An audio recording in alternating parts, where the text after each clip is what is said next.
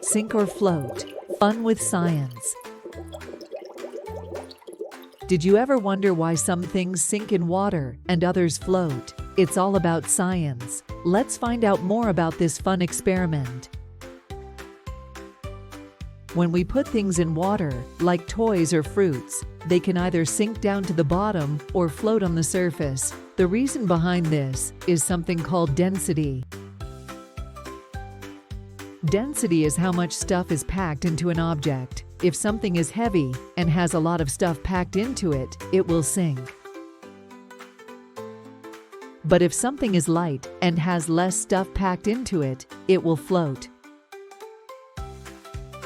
For example, a rock is heavy and dense, so it sinks in water. But a plastic bottle is light and less dense, so it floats. Even big ships can float because they're designed to spread out their weight over a large area.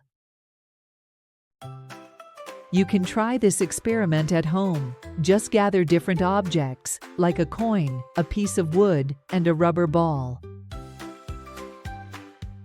Then, put them in a bowl of water and see which ones sink and which ones float. It's a fun way to learn about density and discover why things behave the way they do in water.